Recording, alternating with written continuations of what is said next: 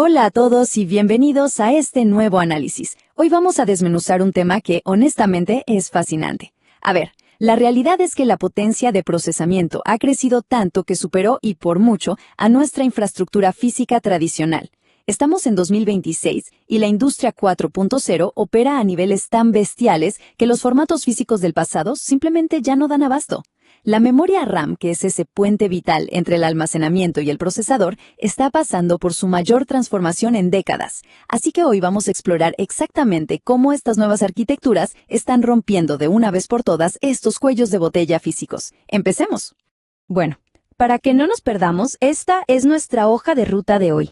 Arrancamos con el desafío de hardware actual. Luego pasamos a la evolución del factor de forma con CAM2. Revisamos la arquitectura compartida de CXL, saltamos a la eficiencia de DDR6, les doy una guía práctica de implementación y cerramos con una reflexión final. Es un desglose denso, sí, pero absolutamente clave. Muy bien, vayamos directo a nuestro primer punto, el gran desafío de hardware que tenemos en 2026. Porque para entender la solución, primero tenemos que enmarcar bien el problema. El problema real, el muro contra el que estamos chocando ahora mismo en la automatización industrial, es totalmente físico.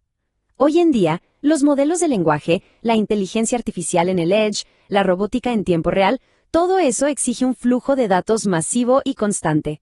Pero fíjense en esto, los clústeres de IA no se están quedando atrás por falta de potencia en el procesador, no. Se están estrangulando por los límites físicos y térmicos de cómo conectamos la memoria a esos procesadores.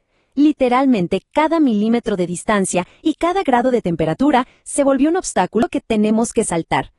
Y ahí es justo donde entra nuestra segunda parada, repensar por completo el espacio físico con la llegada de CAM2. Imagínense esto. Durante más de 20 años usamos el formato SODIMM, ya saben, esa clásica tarjeta rectangular que se inserta de forma vertical en la placa. Pero claro, cuando empiezas a exigir velocidades brutales, arriba de los 8000 megatransfers por segundo, ese diseño vertical se vuelve insostenible. Toda esa distancia y la resistencia en una ranura vertical terminan causando unas interferencias fatales. Entonces, ¿cuál es la solución técnica? El formato CAM2. La genialidad de esto radica en la compresión.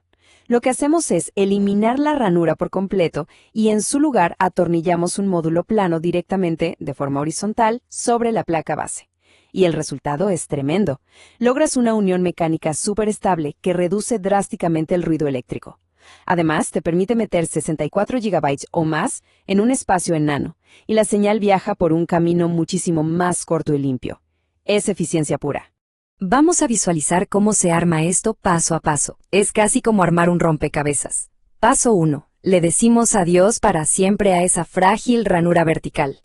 Paso 2. El panel CAM2 se asienta milimétricamente, bien plano sobre la placa base. Y paso 3. Al fijarlo con tornillos, la presión mecánica comprime los contactos, creando una unión eléctrica impecable. Parece un cambio mecánico súper simple, pero las implicaciones que tiene a nivel eléctrico son de verdad gigantescas.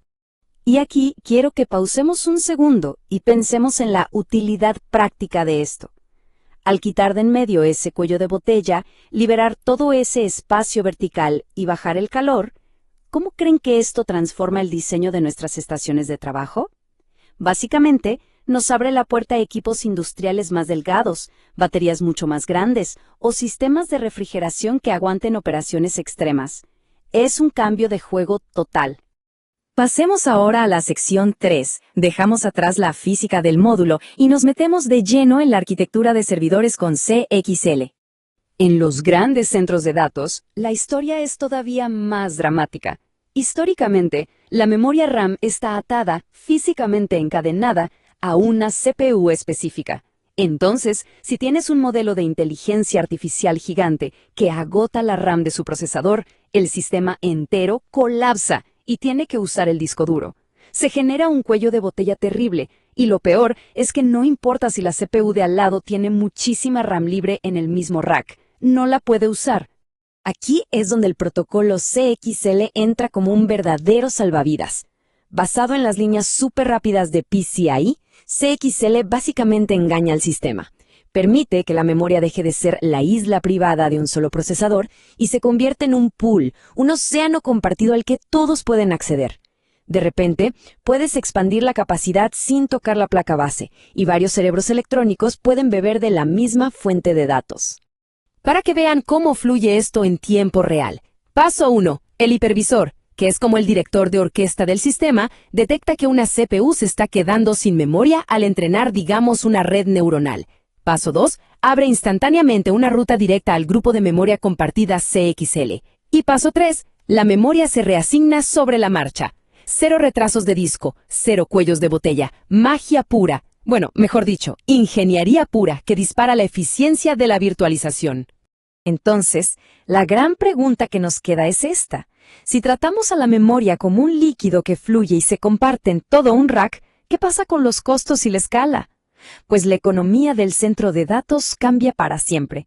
Ya no necesitas comprar procesadores carísimos solo porque aguantan más RAM. La forma en que escalamos la IA industrial se redefine por completo. Lo que nos lleva directo a nuestra cuarta sección. Vamos a ver cómo se maximiza la eficiencia a nivel microscópico con la llegada de DDR6. A ver, el problema ahora no es solo ir rápido. Alcanzar velocidades de locura no sirve de nada si el equipo se derrite por el calor. En sistemas de altísimo rendimiento, el simple acto de mover los datos de la memoria al procesador se come una parte enorme de nuestro presupuesto de energía. Y para el 2027, la respuesta técnica a esto es el estándar DDR6. Ojo, no es solo fuerza bruta para llegar a esos 16.000 megatransfers por segundo. El verdadero logro de ingeniería es que, mediante nuevas técnicas de señalización y voltajes bajísimos, logramos mover el doble de información consumiendo un 30% menos de energía por transferencia. Todo esto respaldado por una corrección de errores interna mucho más sofisticada. Veamos cómo se desarrolla esta danza de datos a nivel microscópico, porque es una coreografía perfecta. Paso 1. El prefetcher adivina qué datos se van a necesitar. Paso 2. Lanza la petición. Paso 3. De forma invisible, la RAM DDR6 localiza los datos y corrige solita cualquier error o bit corrupto mediante SC. Paso 4. Dispara esa información limpia por un bus de altísima velocidad. Y finalmente, paso 5, la CPU la reciben en nanosegundos, lista para trabajar. Es una precisión absoluta. Ahora, lleven eso a una escala macro.